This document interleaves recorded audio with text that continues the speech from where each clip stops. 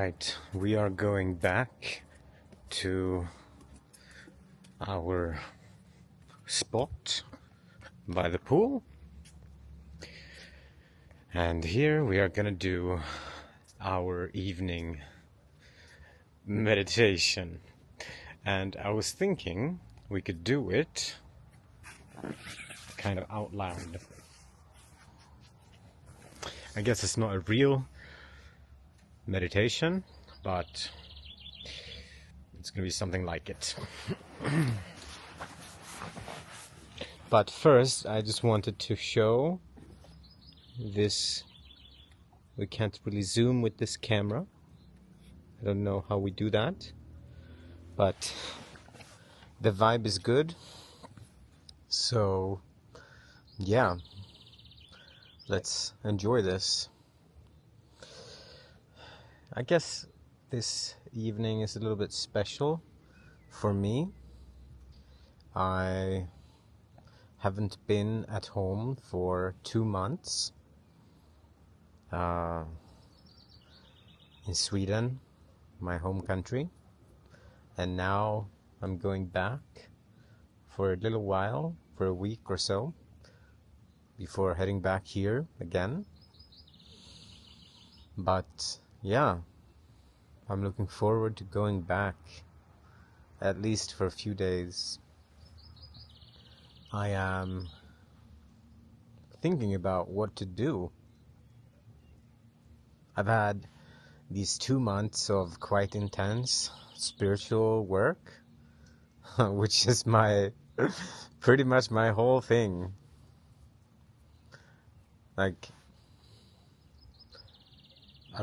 For the last 10 years or so, I've just been going at it with this work.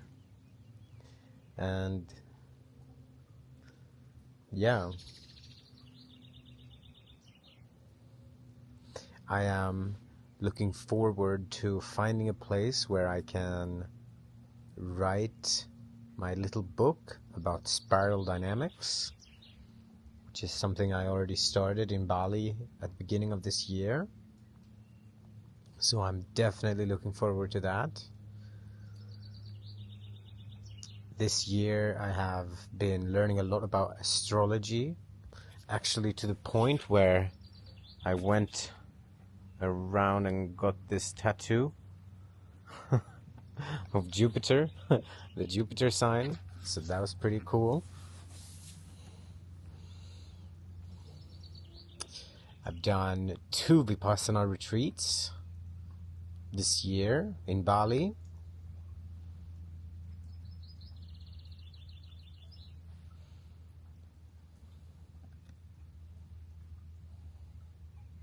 So that's exciting. I broke some barriers this year that had to do with traveling alone. Of course, it might seem silly that is something that I'm carrying, but I don't mean like going and hanging out in Monaco. I meant more so going to a completely different culture and just doing that. That was very liberating for me. That is something that I recommend doing, just taking that leap, I suppose. I remember like the first couple of days when I came to Bali and I went to one of these co-working spots.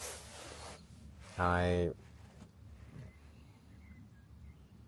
went to, one of these co-working spots, and now my brain is like going off because I'm not doing like a super tight video, but actually let's go with this. I went to one of these co-working spots, 3rd time's the charm, and then I just see these people sitting there, and these are like regular people in their 20s that are just sitting there with their Shopify's open, creating these thumbnails, and I'm like, wow, I put these people on like such a pedestal, so I didn't go to Bali for like such a long time because I was like, oh, there's just gonna be these. I mean, I put them on a pedestal, and it just taught me in that moment. Of course, I reflected on that sometimes we put our dreams on such a pedestal so that we don't even go for it. That was really what I learned from that.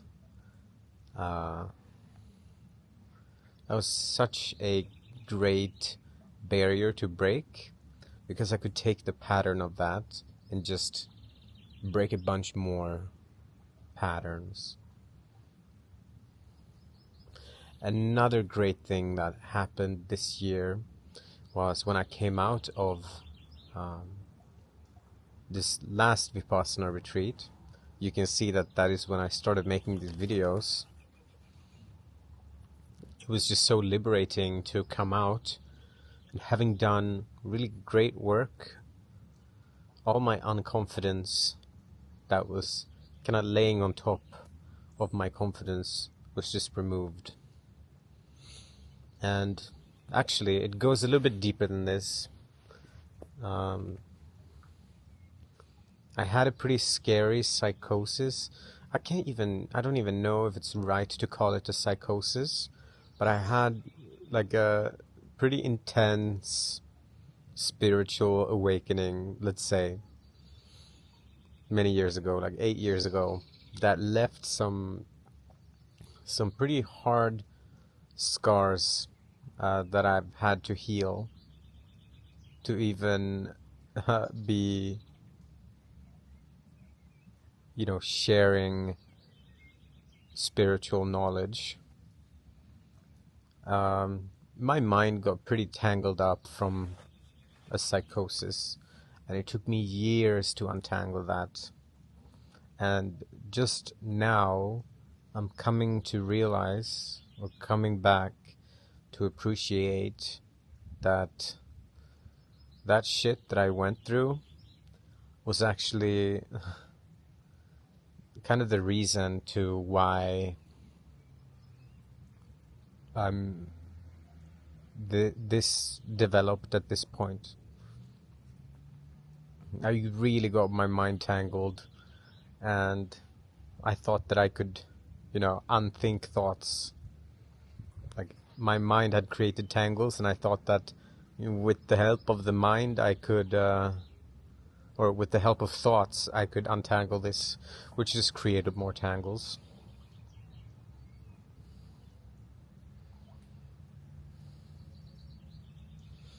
So I had the honor and opportunity to heal a lot of these scars that were preventing me from actually just genuinely, authentically sharing. Because, well, a fat person wouldn't teach another fat person how to lose weight. And like a scarred person wouldn't tell another scarred person how to remove scars. It just felt flat. So this has been the first time where I actually feel comfortable sharing. And now it's more than comfortable. Now it just feels right.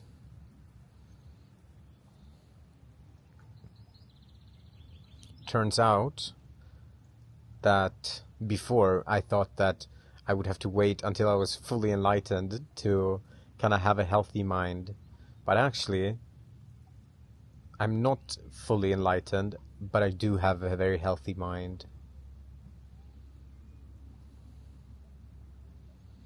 And I mentioned this in a video before, and I had a little mini cringe come up when I said that I did have a healthy mind. But it's actually true. I do have a healthy mind. I have this saying. It's called luxury problems. I used to have pretty real problems, mental problems. And I came to realize that if you don't have your mental state in order, it doesn't matter what is around you. you really can't appreciate much if your mental state is not in order. So I used to have pretty big problems. So now I'm just surrounded by these little luxury problems that I can appreciate. And this saying has stuck with me, and I guess there's some motivation in that right now you might be surrounded by these real problems, but in the future these might just become luxury problems.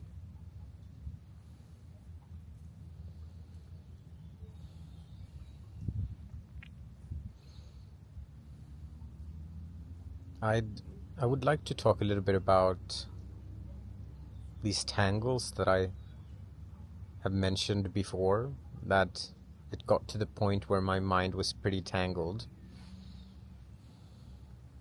And I thought that these tangles were just in my mind, but somehow vipassana, the meditation technique, found its way into my life, and I went to my first vipassana retreat. And as we were learning the technique and learning how to observe our body, or like energy body, I started noticing the state of my energy body. I had been under such stress for so many years, where I was just creating more and more tangles, and I could actually feel in my body these tangles, how they were like barely allowing any energy to flow. It was like I had so much tangles in my body that it was like sticking out with spears almost in my body. Like my spine was like a dinosaur, and it was just sticking out in all places, and I had to go and spend my whole first 10-day retreat just trying to get rid of, like, create some space for me to just like energetically breathe. And it actually taught me what is bipolarity, because at that point, of course, like, my energy levels were just not consistent, and well, I didn't really have any control. I didn't have any space in my energy body, so it was really like having. I like to compare it to a pipe. Water flows through the pipe, but if you have blockages, sometimes the pipes are not going to have any water. Like, there's no water that is going to come out, and sometimes it's going to, have a lot of pressure. In the same way, I think, is with bipolar people, that their pipes are just clogged. And actually, what makes this like inheritable, you might have a parent who is bipolar, then your odds of becoming more bipolar are higher. But I believe that this is actually cultural, because behaviors are also passed down, and it's these behaviors, it's like spiritual hygiene almost. If you don't have good spiritual hygiene, you're gonna create a lot of tangles in your body, and something like bipolar is gonna start to manifest. So I was in a pretty rough state, and vipassana, the technique, really showed me that it's not just about the mental head. It is really, my smartness became something that I identified with, and that emphasis on just the brains had disconnected me from my body. Unfortunately, or fortunately. Unfortunately, in the way that it brought me a lot of pain, and fortunately, that it brought me a lot of pain, because without that pain, well, I wouldn't have found vipassana. And yeah, it was almost as if I was just meant to go through that shit so that I could come out the other side. Although I wouldn't approve of this in hindsight. I guess I maybe would, but with hesitation.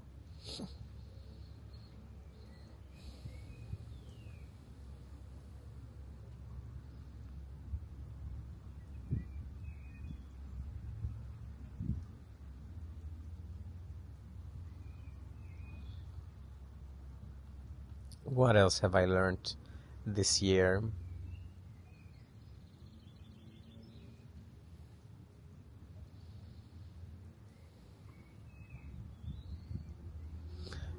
It's like I learn and unlearn every day. I'm so happy that finally my things are just starting to fall into place. It feels really good. And I suppose that is one reason to why I'm able to just share now on this channel. I really don't have to do much. I just put on the camera and then I just start talking. I am so grateful and I feel so lucky.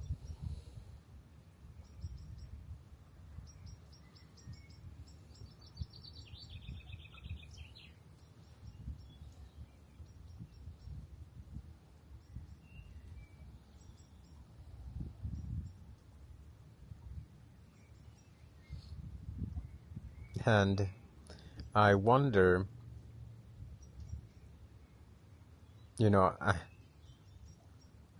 one thing that I have learned recently that I could share is this. Oh, I actually picked this up from my vipassana. It's like during these meditation retreats, if you put in 10 hours a day of work, you get so much back. You get so much back. It is so wonderful.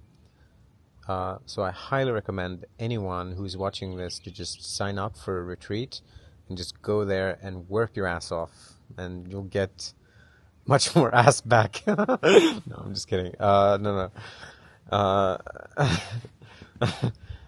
No, but what I wanted to say was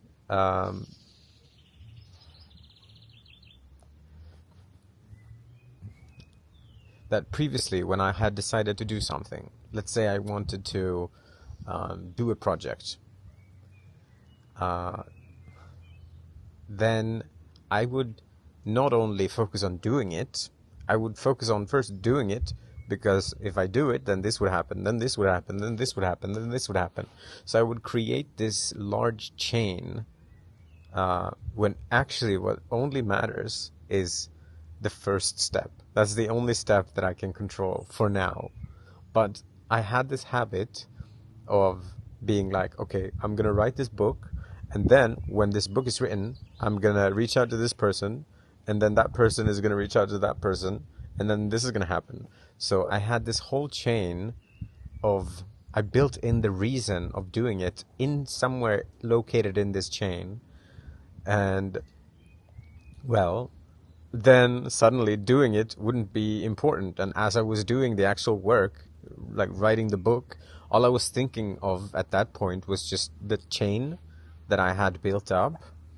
And it just became clear to me that like so much of my energy was going into this chain building pattern instead of just doing it for the sake of doing it. And this broke more patterns, right? That if I am making these videos, I'm making these videos to make these videos. That's it. And if I am at the gym, I'm at the gym to be in the gym. And this pattern just kind of released me from a lot of bullshit that I could just let go of. And now that just adds, like, it just removes complexity and invites simplicity. And I suppose that is really like a pattern again. One sec, I just want to show you. Look at this.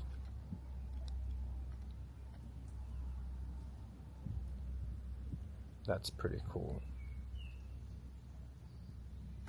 That is pretty nice. It's a pretty nice vibe.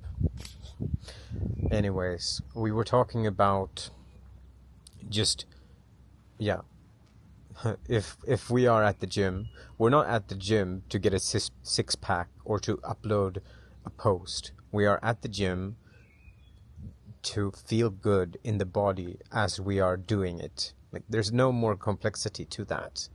And when I am meditating and I am removing this complexity, what is underneath is just wisdom that has been already discovered by, for example, like Buddhism. You know, you have these quotes of monks saying, when you eat, eat. When you run, run. And of course, like, you hear it and it's like, yeah, it makes sense. It does make sense. But you actually have to discover these cliches for yourself. That is pretty interesting. Every culture has their own, like, passed down cliche, semi-mystic knowledge.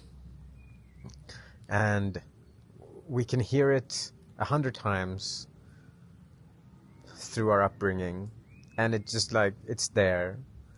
But it's only integratable once we find these nuggets on our own path. But it is still validating to find something that someone else has found before.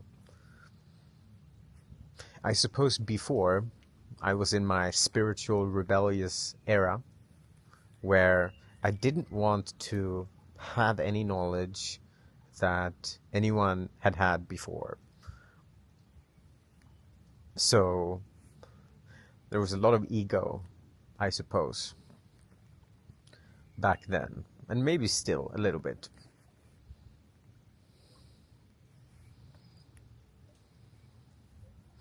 But where did this ego come from?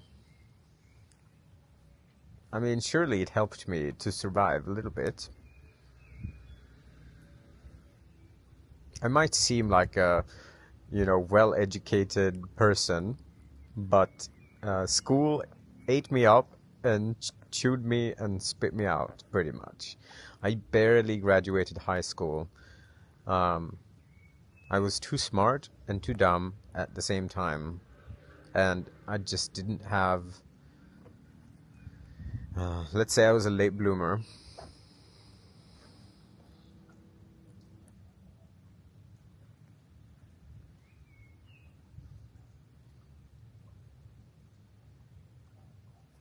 So how did we end up here in this conversation?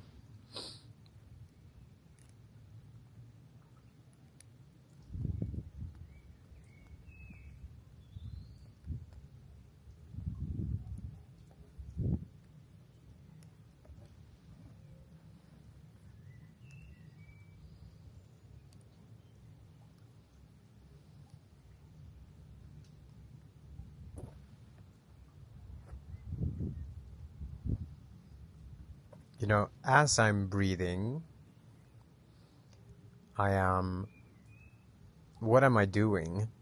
I am actually scanning my body. I am moving my awareness up and down through my body, making sure that there are no knots or anything that I picked up today. And certain areas of my body, like for example my arms, like this place, I have come to learn to associate a knot here to be grasping, like greed or something like that. And shoulders, if I have a knot in my shoulder or tenseness, I've come to realize that that is like a responsibility often that I've taken on myself. And the chest area is usually something to do with my confidence, or something that is like trying to make me shrink. And face is usually something that has to do with like an insecurity, or a pretty severe confidence issue. Not confidence, but like image issue. And throat I've come to associate with like expression. And it's pretty funny actually that we do have some sayings like a backstabber, you stab somebody in the back, a friend stabbed me in the back. And sometimes where these knots are found are actually in alignment with a lot of this cultural wisdom that we have. So like we have the world on our shoulder. It feels like we have the world on our shoulders. This responsibility often gets put in the shoulders. So it actually like makes sense. It checks out. And this was one of my big surprises when I came to vipassana, and I kind of started relating different knots to different lessons, and I could kind of pattern match. So now when I feel something in my shoulders, even before I go in there, just the location alone can help me understand why it's there. And that is pretty cool. That is something that you can look forward to learning once you head to your first meditation retreat. And because I scan my body in the morning and in the evening and throughout the day, there's really no room for friction to come in and fester, because I just have this integrity. It's like somebody who brushes their teeth twice a day is not gonna give room for these bacteria to come in and ruin the teeth. It's just really impossible. And it's the same with meditation. There's just not going to be any stress in my body for more than maybe an hour. And, well, that just makes it so I just have luxury problems.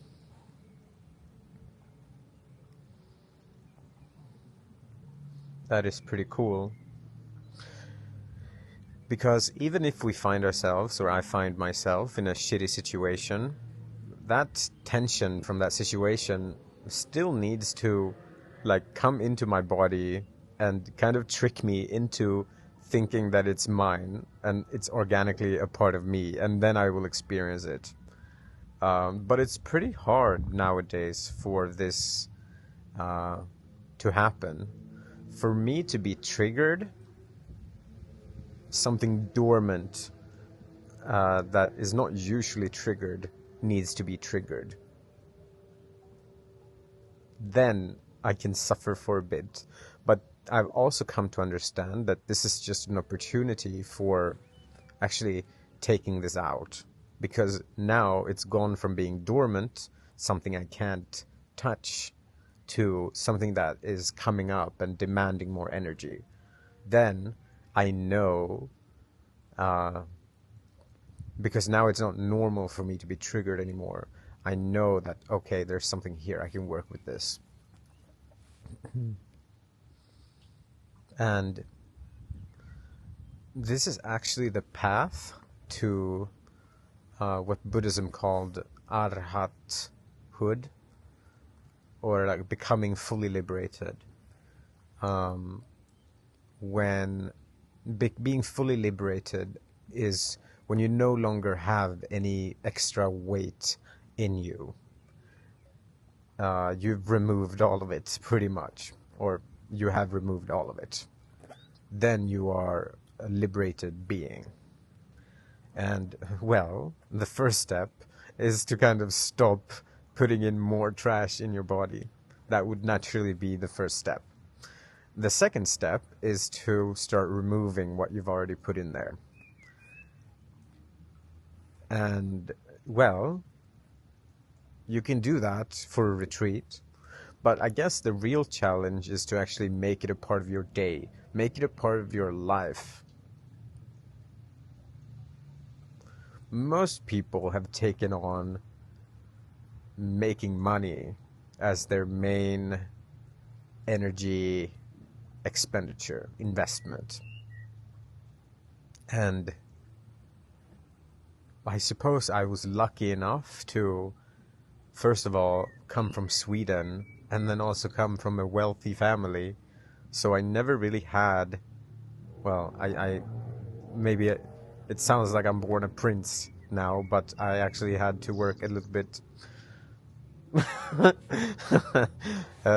But I let's just say that I had a lot of privilege to be able to really prioritize this development process even before I found vipassana. I've just had this sense of security, material security, so that I could focus on this work.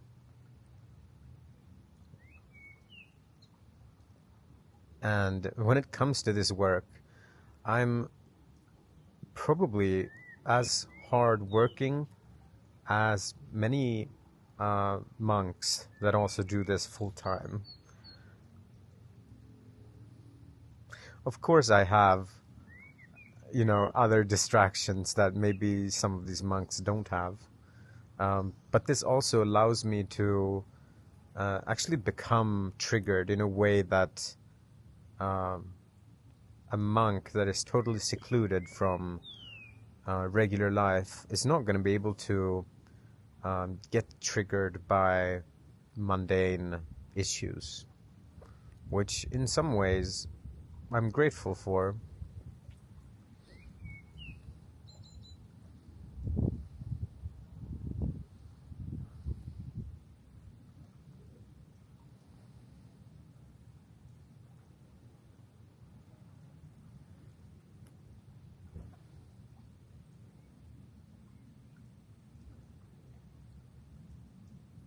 So I'm scanning my body, and now there's an insecurity. I can feel it in my chest.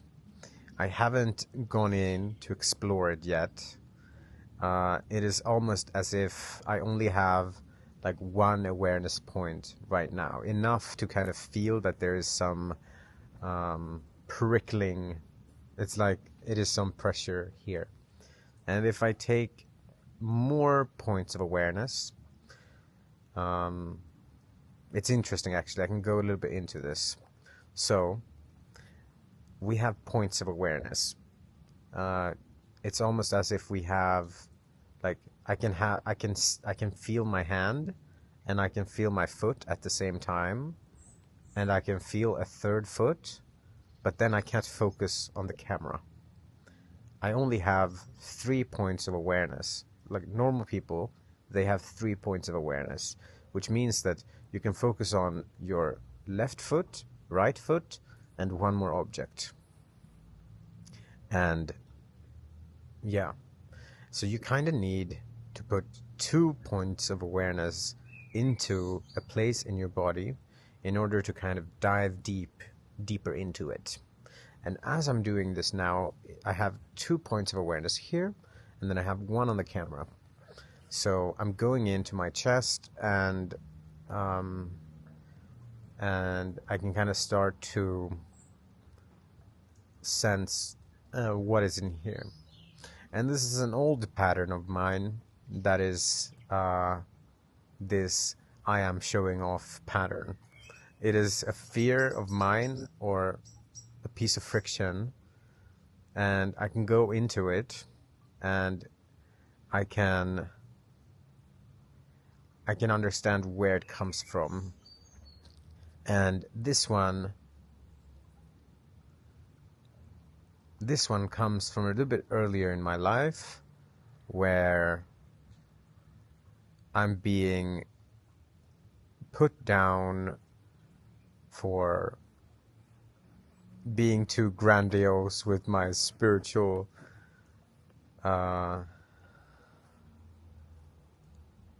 ambitions. And this actually makes a lot of sense, because I was quite delusional back then. So I can kind of appreciate that people around me were telling me that, hey, I'm headed in an unstable direction. I can appreciate that they did that. They did that with love. And now I've kind of taken that on, and it is there to like protect me from me flying too close to the sun. But it is also preventing me now from sharing authentically who I am.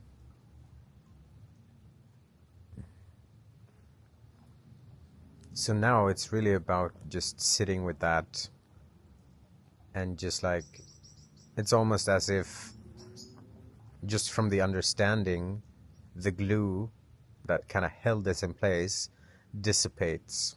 And this is a pretty intense pattern of mine that is, and these, if they have been there for a long time, they are harder to get rid of. So it's not completely going to disappear this time. Also, I'm not in such deep meditation, so this time it only lost some energy. But it's going to be easier for me to spot this next time. And it's just going to become weaker and weaker and weaker this way.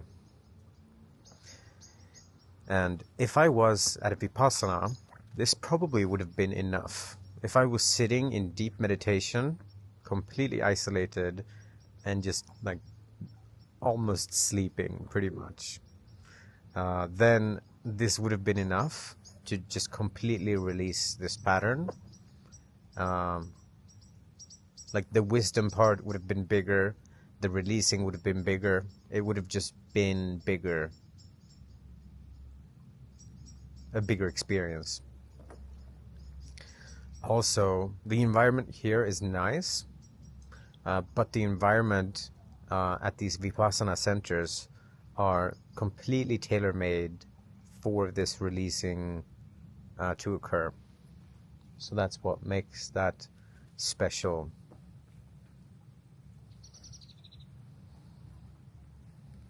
But yeah, I'm glad I got to show you this meditation in real time here. Now, as I'm scanning, I'm feeling something in my solar plexus area. And then I know that this usually has to do, at least for me, with like comparison.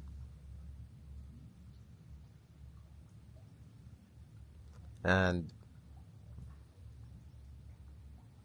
well, I could do the same thing.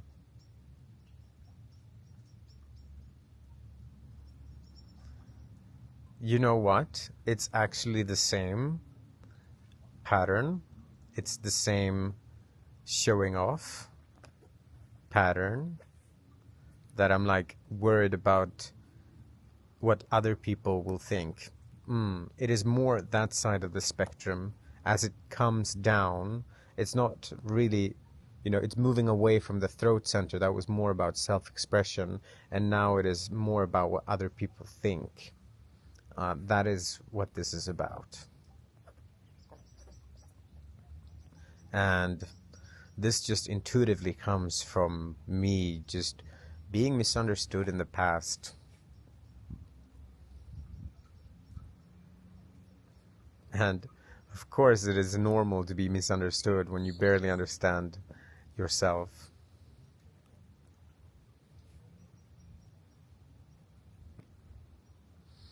There is a slight fear that as I'm becoming more authentic, that rejection would hurt even more. And this is understandable. But then again, I'm not asking to be understood by everyone. Actually, I'm not asking to be understood at all. So you see how this is like me untangling this, me letting go of certain mental responsibilities. Like, oh, I care about that. If I think I care about that, it's gonna be my yardstick for happiness, pretty much. And if I let go of that, it's like I'm turning this complexity into simplicity. By removing it, I don't need to have that as a measuring stick. And that is how one becomes lighter. You don't put conditions on your happiness. You just remove a lot of these conditions that we ended up placing for whichever reason.